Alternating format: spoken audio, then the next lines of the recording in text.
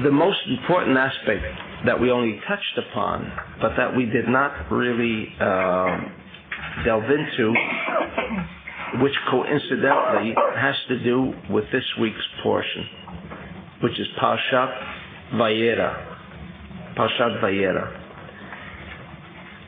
And as in all classes, we want to immediately press the right keyboards and open up the mental computer so that we can grasp not only the 5% understanding, but to permit that vast mental computer of grasping many levels of the same thing.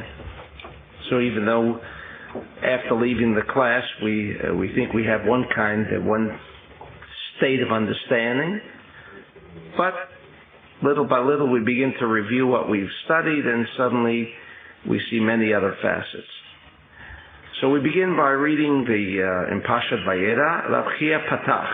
And as of those of you who do not understand the importance of reading the Hebrew, when the book comes out you'll understand it more fully, but nevertheless the power of the alphabet is that power that was once lost and is now, hopefully in the age of Aquarius, going again to be restored. Power of the alphabet. Therefore we are reading in Hebrew, and I wish to repeat for those of you who have no knowledge of Hebrew, can't read Hebrew, never read Hebrew, don't even know the alphabet. You know the aspect of scanning. If you ever walked into a supermarket, in the most modern supermarkets, you can see the way that register can pick up your goods just by that little box going across a scanner, and everything is registered instantaneously. So that's the same way we deal with the reading, even though if you don't understand it, but read it. Is Rabchia Patach Hanisnim Nira Ba'aretz Eit Hazamir Higia V'Kol Hator Nishma Batzenu. This is a verse in Song of Songs, Shir Hashirim, which says that suddenly the crops appeared, and it was the time for singing, and the Kol HaTorah, Tor, suddenly was heard in the land. This is referring to, according to the Zohar, to Genesis 2. You know, we discussed Genesis 1, and Genesis 2 is where we deal with the actual physical corporeal manifestation of Genesis. Genesis 1 dealt with thought, energy, intelligence, nothing more. It dealt with the reality. It dealt with the 99% of everything. It dealt with the 99% of a table, which is obviously not the physical wood, but it is that thought intelligence consisting of atoms, which again is only 0.1% of reality. It's the 99% that we're talking about. That's what we want to connect to, because reality is where everything exists, all information exists, and where the cosmos actually exists. Kad bara kudsha berichu alma. When the Lord created the world, Yahiv ba'ara kol chela ditchazer la. He infused and inserted all of the energy that earth would ever need. However, the kula hava ba'ara, and it was all there. But velo afikat even be'alma, but it did not produce any fruit whatsoever. The earth was there, the trees were there, everything was there. But everything remained in a state of animated suspension. In other words, it was what we can picture to some extent like the seed, potential. We don't even know what potential means. We only know in the frame of reference relative to actual. When things become manifest, when things are in movement, they are actual. Before that, it is thought. Thought is not actual, so thought is potential. When I think of doing something, we call that potential because it's only in thought. It has not become manifest, so we call that potential. At the time of creation, everything was in animated suspension, was in a state of potentiality. That means the sun that shines in Genesis 1 was a sun that did not shine, but had the potential to shine, but it did not shine. It did not shine. Ad de'itvare Adam, until Adam was created. Keven de'itvare Adam, kula itchaze ba'alma va'ara gliat eba v'chela de'itpagdu ba. A revelation by the Zohar. When in Genesis 2, Adam was actually created, when he was drawn forth from the earth, Adam, from the Adamah, at that point that Adam became a living, physical human being, suddenly everything began to sprout. Everything began to appear in movement. Everything began to become revealed as we know it today.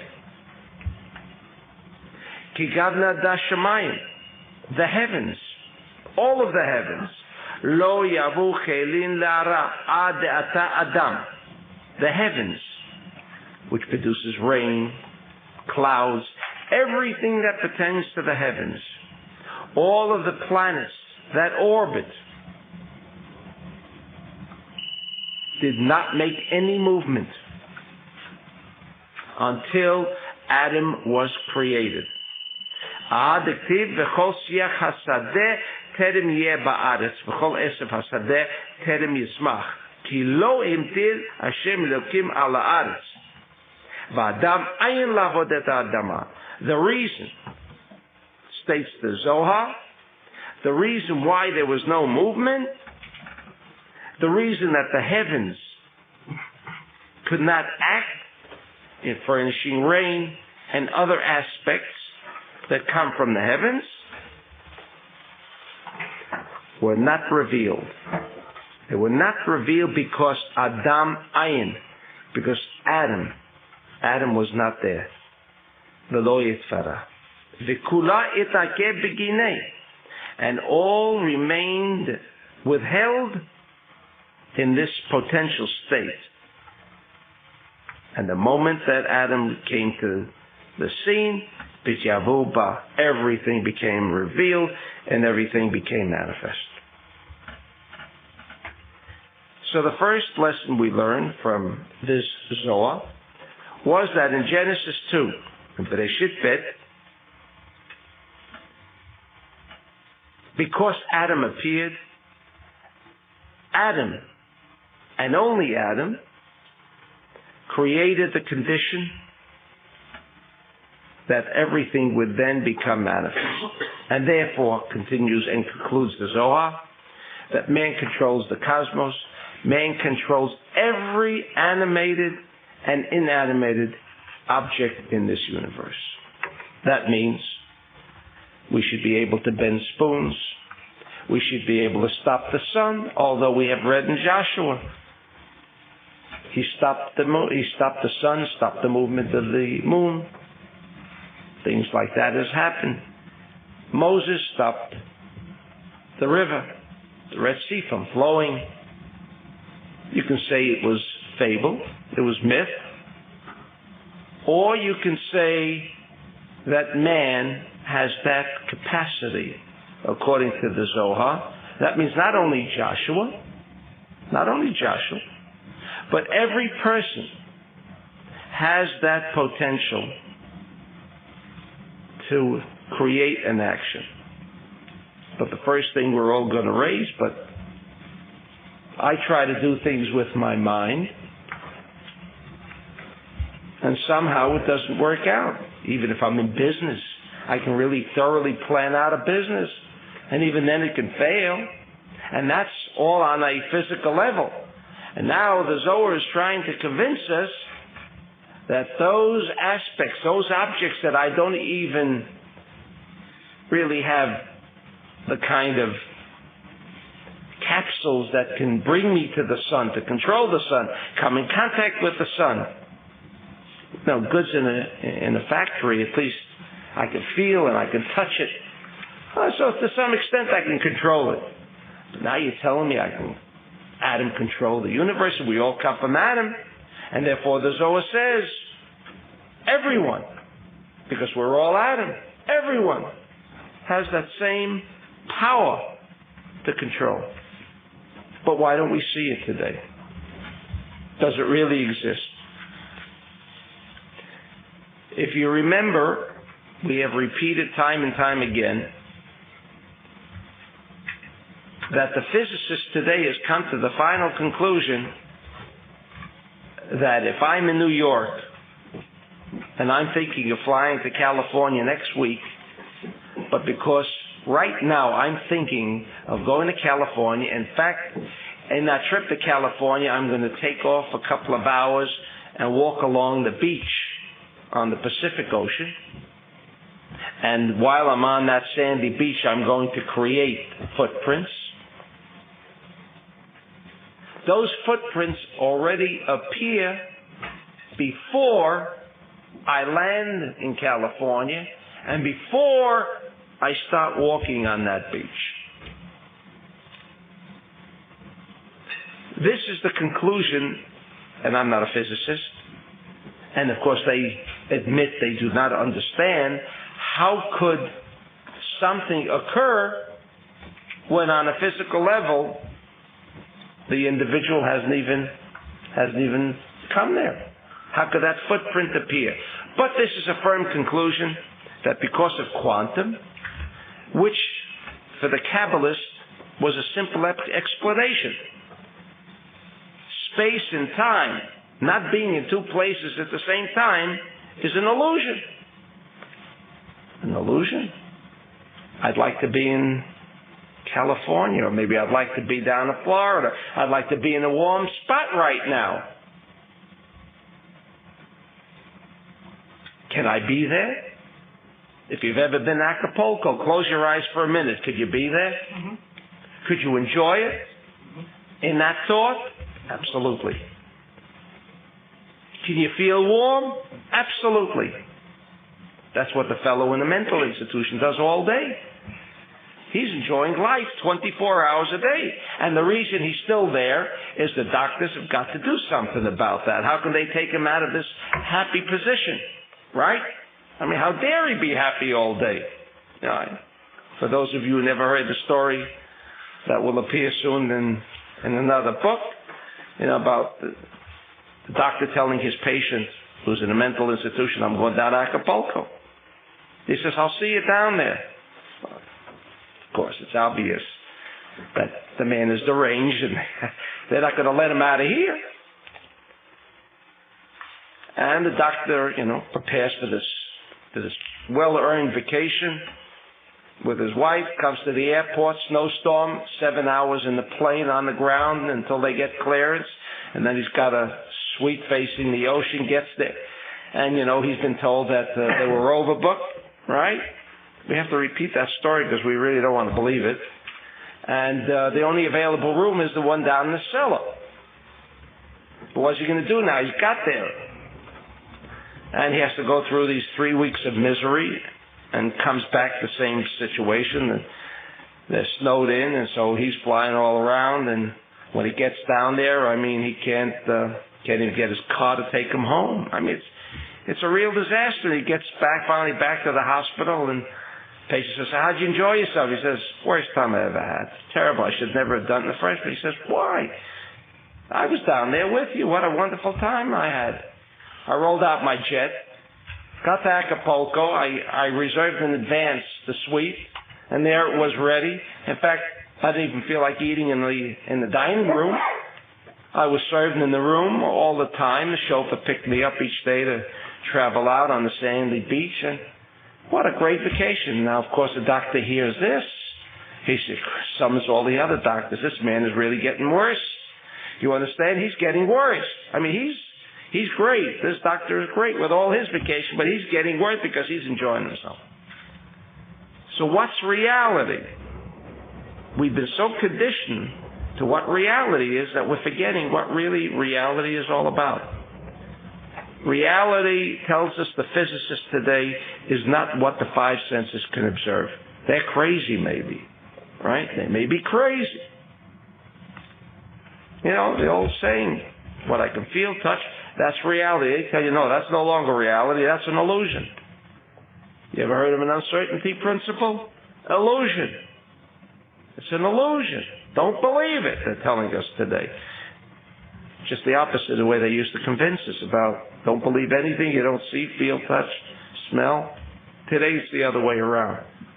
The five senses is a total illusion. Therefore, we begin with the premise that what we imagine and what we think is reality.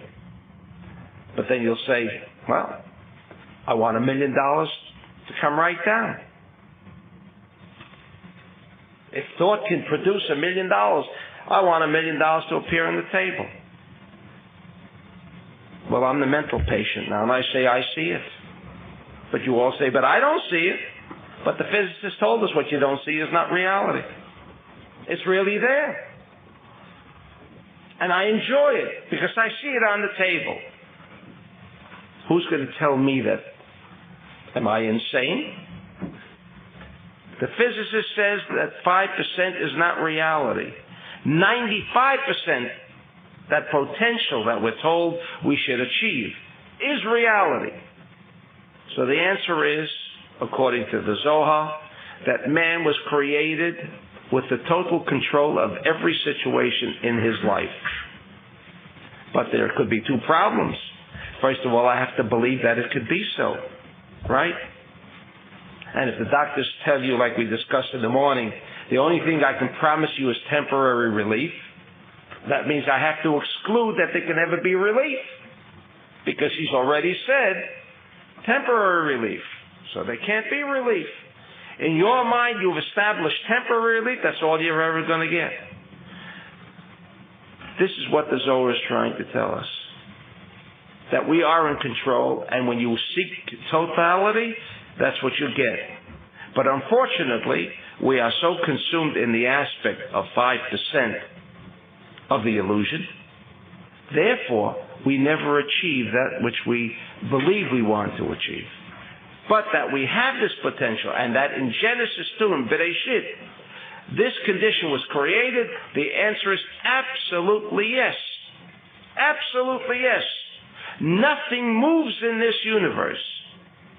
Nothing moves in this universe without man or mankind's activity. Nothing. Nothing. But you say nothing seems to change. If I can change the sun, doesn't it appear as if it moves and I have no control? And I have no control. The answer is, when I see that the sun is moving, it might very well be an illusion. It might be an illusion. According to the physicists, it is an illusion. Now, what does it mean if I stop the sun or I don't stop the sun? In the area of 95%, if I say I want to stop the sun, assuming there are other conditions, obviously, that would require something from me before I can do whatever I want to do. But the fact that I do not observe the sun, not stopping, does not necessarily mean that the sun hasn't stopped. This already is established within quantum physics. It's already been established. I don't have to prove that point any longer. If I am an individual that can connect with the sun, I can stop the sun. Now, why did Joshua want to stop the sun? Couldn't he have defeated the enemy without the sun? I mean, what would happen if it became nightfall? What would have happened if it became nightfall? I mean, the man could create such a miracle and stop the sun, but you understand he couldn't defeat the enemy. I mean, is this logical? Does it sound logical? Would you say that's logical? That he needed the daytime because then he can see how they can shoot. Because if it was nighttime, how could he get the enemy, right? But he can stop the sun. And we're told to believe this is what happened. It's totally illogical. So if we want to merely read the Torah, as the Zohar says, on that superficial level, you've got nowhere. Therefore, we must interpret what happened with Joshua in another area, in another frame of reference. What did Joshua want? Joshua was tapping the energy of the sun. Joshua was tapping the energy of the sun. Why did he need the sun to be shining? Not that he could see the enemy. The enemy was a problem, that's true. But whether it became nightfall or whether it was daytime was not his problem on that physical level.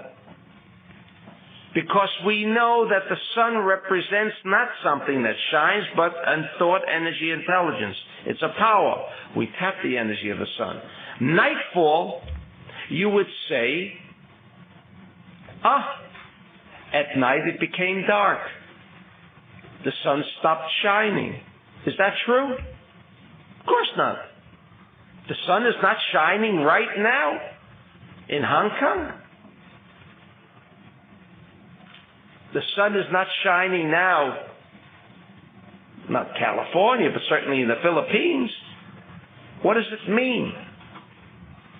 That he needed, or he didn't want the sun, because the sun follows the commands, not the physical sun. The Torah was never discussing that physical illusionary realm called the sun. The sun has a thought, energy, intelligence. Because you have to ask yourself the question, why does everything rotate around the sun?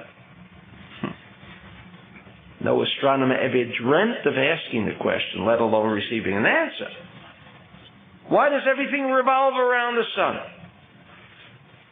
Along came Shabtai Danilo, that famous physicist, that famous physician, and above all, that famous astrologer and astronomer, who obviously took this space capsule to the sun, investigated and explored the sun, and found out that the sun has a balanced state of all energies that exist in this universe. It's balanced. And the reason why everything twirls around is like the electron. Don't ever ask the physicist why the electron circles around the nucleus. That's not a question. Everyone knows that is. He has a problem today because he says you can't very well see everything. But let's just say he knows. We all believe it's there. But why does it circle around? Why? How does the Zohar answer that? Because the electron has a thought, energy, intelligence called the desire to receive, ratzon lekaber, and it's always hungry, and it needs the nucleus to keep tapping. That's why it keeps circling it around. It tries to get close. The minute it gets close, we know the aspect of restriction. Is that right? Everyone wants to get close to the sun. Why? Because the sun has this source of energy, that everyone and everything wants to tap. Can we exist without the sun? No. What Joshua and what the Navi was talking about was not the physical sun. He didn't need the assistance of daylight to control the enemy.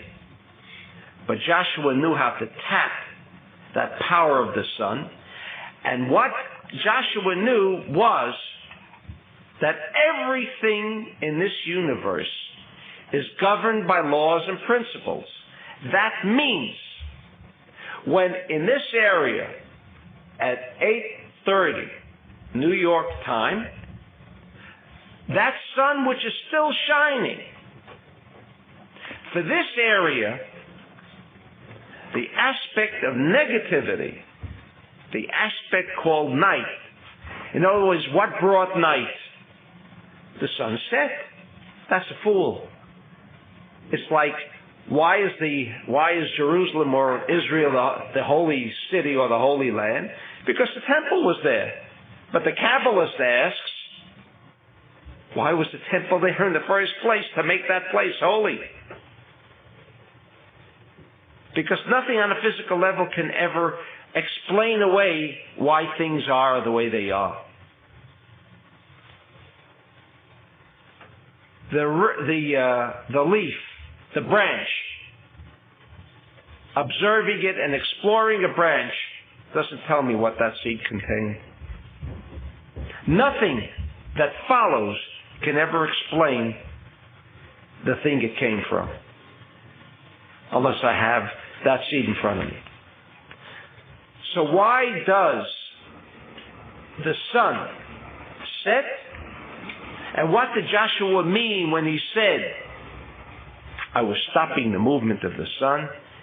He was stopping not the physical sun. That could have gone on. That wasn't important for him. What he stopped was nightfall, which represents another energy intelligence called night. Darkness. What is darkness? Not the desire to share, not balancing. It's like the electron. Continually, in fact, we even know some people who run around in circles all day and they're throughout their entire life. Do we know people like that? It's the same thing. Why are they running around in circles? Because they haven't achieved. They're looking for something that they can't seem to get a handle on. Why are they running around? Why don't they just sit quiet and relax? Take it all in, enjoy themselves. They're on the go all the time. Why? Like the electron. Like all those planets. See, the cosmos is one. Quanta says everything is one. Everything behaves the same way. Because there's only three kinds of energy intelligences. There's the thought of sharing, which is the sun, that sharing concept, that balanced concept. And so when we give tzedakah, we're not giving tzedakah to be good people. It was never the intent. It is to activate, to press that key on a computer board, to set up your hard disk so you can program into what? The information. What's information? Energies. To tap into that sun that is balanced energy so I can take that energy and defeat the enemy. Whether the sun kept moving or not was unimportant, but he knew the laws and principles of the universe, that if darkness set in, it was only an indication that the sun in this frame of reference could not operate. Ran back into its animated suspension frame of reference. It was not supposed to function. Now the sun does not function. The sun is here. But its energy is not felt, and because its energy is not felt, darkness can come in.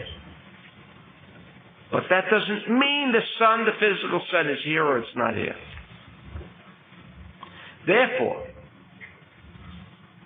what Joshua was trying to attempt was through, and he knew the Kabbalah obviously, Moses knew it as well, he revealed it in Parshat Bishalach, the 72 names, and that he passed on to Joshua. So Joshua knew how to tune in and control, not control that the sun didn't move, but that the sun did not cease to function as an energy power like it functions during the day. We all feel its warmth. Trees can't grow. Nothing can move without the sun. So what Joshua accomplished, because man has dominion, says the Zohar, in Genesis 2, over everything that exists in the cosmos. So Joshua took control of the sun. What sun? The physical sun? The 5%? The illusion? That's not where he's at. He wants to get into reality. He wants to get into the real stuff. And so he prevented that energy, the internal energy of the sun, from ceasing to manifest itself, even though it was nightfall. Even though you couldn't see the sun, but the force of the sun remained still. What does it mean it remained still? It functioned like it would during the day. And so the moon stood still. What do you mean the moon stood still? That's another question by and within itself. The moon stood still. I mean, the moon could be during the day. Have you ever seen the moon during the day? So why does the verse have to go into explaining that he put a stop to the sun, he put a stop to the moon? Tails? What we're talking about is a cosmic code, as the Zohar says. There is nothing more in that Torah. Nothing that could be translated, could be interpreted on a physical level. Nothing. It is only to provide us how we can take control not only of the cosmos, but at its very least, at least take control of our own lives. And that's where really we don't want to bend spoons, because that isn't going to help much. That isn't going to prevent someone driving on a highway and some drunk coming in at that moment at the wrong time and hitting somebody. What is bending the spoon? If you don't even know, you're not aware of what's happening. Can we control these things? That's what the Torah provides us with. That information for only one reason. That we can again relive that moment of Adam Rishon before the sin, when he is in total control of everything and total control at least of his own life.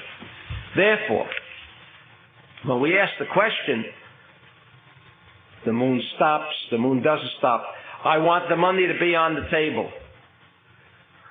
If I am in the state of consciousness like Adam Rishon or Joshua, and I have learned the rules, the channels on how to make connection, because if Joshua couldn't make connection, it's like my face is that way, and Dov is facing the other way, and we're not talking to each other. If there's no communication, then you don't know what I want to say, and I don't know what you want to say. There's got to be this aspect always referred to in the Kabbalah as face-to-face. What do you mean face-to-face? Making connections. So, we know that in the Ana B'Koach, that prayer of Ana B'Koach, that we recite in the morning, we recite in the afternoon, we recite with kavanot. Kavanot. Meditation. Particular letters. What is the purpose of that? Why did the Sefer Yetzirah bring that to our attention? Why did the Zohar bring it to our attention? Why did Rabbi Isaac Luria bring it to our attention? Why did all the Kabbalists bring it to our attention? Because, as Rabbi Shimon said, in the age of Aquarius, the Zman HaMashiach, all this information will again be restored. It's here now. It's all printed. Nobody can tell anybody to study or not to study. It's all there. You just have to walk into a bookstore and you can buy it. So it's not a question any longer regarding the availability of this information. It's all there. So some understand it a little deeper, some understand it a little less. But it's all there already. And therefore we have kavanot, therefore we have prayer. For what reason do we pray? For what reason? Because prayer is that form of system of connection, the channels, by which we can actually control and dominate everything around us. And despite the fact that maybe I don't see it, I think we washed that out. Who wants to operate on the 5% level of the five senses? 5 senses, 5% is crazy. I guess the psychiatrist devotes 1% to each of the 5 senses. Why does he choose 5% and why are there 5 senses? I guess they finally came down to the last 5. But they recognize that the 95% is your potential. Bring it out. How? What school can you attend? Harvard doesn't give a course on revealing the 95%. So where do you go? Where do you go? Who can teach it to you? The Kabbalah makes at least an attempt to bring out that potential of the individual. How can you bring out that potential? By making yourself connected with things that are reality. We're past, present, and future. Because if I wanted that money on the table, and we're talking about a Kabbalist who could do that, but why did he want the money on the table? Can you imagine if you put $1 million on the table, close the room, and walk back 50 years later? What do you find?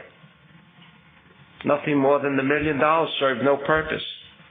So you could have possession of something. It does not necessarily mean that you control it. So when the Kabbalist said, and he made that connection, he could connect to what? Not that physical. He didn't need the manifestation of the physical being to be able to make use. He made use of energies which are far more superior than to the physical connections. Therefore, getting back to the original point of the Zohar, whatever we want, whatever we desire, that is what we get, as we've learned in the Talmud Sefirot. There's no question about it. All of us can close our eyes for a minute. All of us. And we can be wherever we want. And if you think you wanted to have that $1 million, what could $1 million buy you? Could it buy you a castle of 285 rooms? No. Why settle for $1 million? Settle for the castle if that's what you really want. You can have it in a minute. There's only one problem. How do I maintain it, you see? How long can I dream? In fact, if I could keep dreaming, it would be great. But you see, there are other things that happen along the way. In meditation, you could begin meditating about one thing, and it doesn't take maybe 5 seconds, 20 seconds, or a minute, you're off to something else. You no longer enjoy that which you began to dream. Think about that for a minute. You lost it. You lost it. You're out to something else. Now you're out to some argument you had last week with some fellow, which is so upsetting. And that's taking up now 20 minutes of your thought. Is that right? You've lost your 250-room house with the 87 Mercedes, right? With your jumbo jet, which has your own bed and everything else of all the amenities. And they don't let you. You got to think about something else. Think about it. They don't let you. See, the Kabbalist could stay right on. He could stay right on. He knows how to maintain it. In Talmud Sefirot, what we learn in the morning is the method by which we want to capture, but maintain it. because there's too much going on that doesn't permit. It doesn't permit us to retain it. That's where you separate the men from the boys, you see. The boys can think he wants everything and he gets it for a minute.